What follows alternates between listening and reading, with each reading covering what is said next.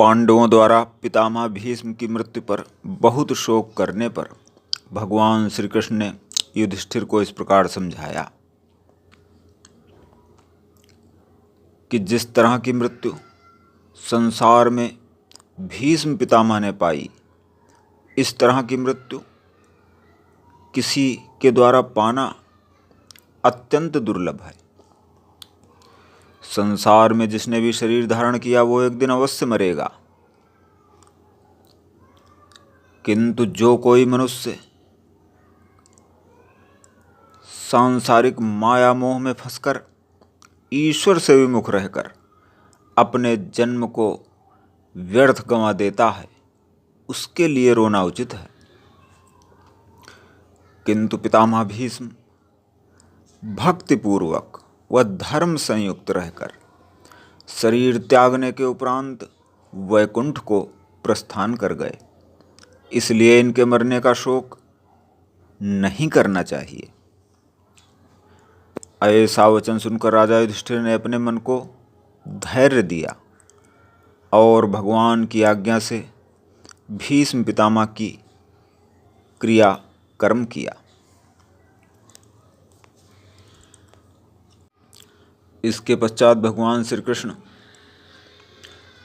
प्रसन्न होकर युधिष्ठिर से बोले, हे राजन, तुम प्रजा का पालन करके कुल परिवार सहित राज्य का सुख भोगो और जो कुछ तुम्हारे मन में शोक है उसको छोड़ दो। इसके पश्चात उन्होंने कहा कि अब हम द्वारिकापुरी को प्रस्थान करेंगे। जिस समय भगवान द्वारका जाने की इच्छा रखते थे, उसी समय अश्वत्थामा ने अपने सिर मुड़वाने और मणि निकाल लेने के प्रतिशोध स्वरूप राजा युधिष्ठिर आदि पांचों भाइयों को मारने के लिए ब्रह्मास्त्र का प्रयोग किया। जब वह अस्त्र अपने 5 रूप बनाकर पांडवों की तरफ आया और उसी समय उस अस्त्र का एक छोटा सा अंगारा गर्भवती उत्तरा के पेट में जाकर उसके उदर में अग्नि समान जलने लगा, तब उस जलने से व्याकुल होकर उसने कुंती के पास कहा।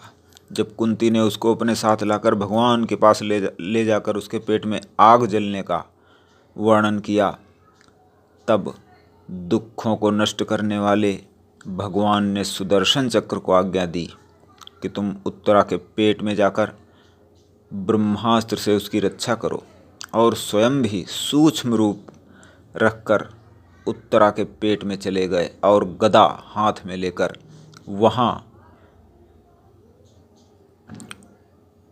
परीक्षित की रक्षा का उपाय किया।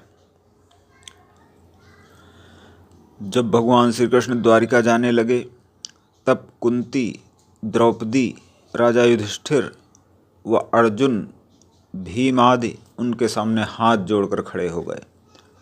बोले, हे दीनानाथ, आपके जाने से हम लोगों को बड़ा कष्ट है। अब हमारी रक्षा यहाँ कौन करेगा? जितना सुख हमें आपके चरणों के दर्शन पाने में मिलता था, उतना आनंद इस राजगद्दी से मिलने वाला नहीं है। आपके चरण देखे बिना हम लोगों को किस प्रकार धैर्य होगा?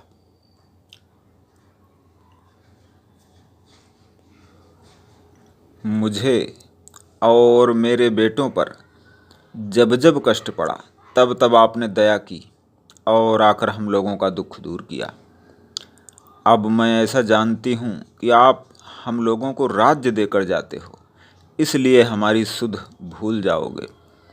सो मुझे राज्य की इच्छा नहीं है। मुझे फिर उसी तरह की विपत्ति व वनवास चाहिए जिससे आपका दर्शन सदा होता रहे। यह सुख व राज्य किस काम का है जहाँ आपका दर्शन न मिले? धन पाने से अभिमान अधिक हो जाएगा और आपका भजन नहीं बन, इसलिए आप दीनों पर अधिक दयालु होते हो। मनुष्य के लिए वही बात अच्छी होती है जिसमें परमेश्वर का ध्यान बना रहे। राज्य व धन पाने से मनुष्य संसारी सुख में भूख कर परमेश्वर का प्रेम छोड़ देता है। और आप सबके मालिक और ईश्वर होकर किसी का डर नहीं रखते। सूर्य और चंद्रमा आपकी आज्ञा से दिन रात्रि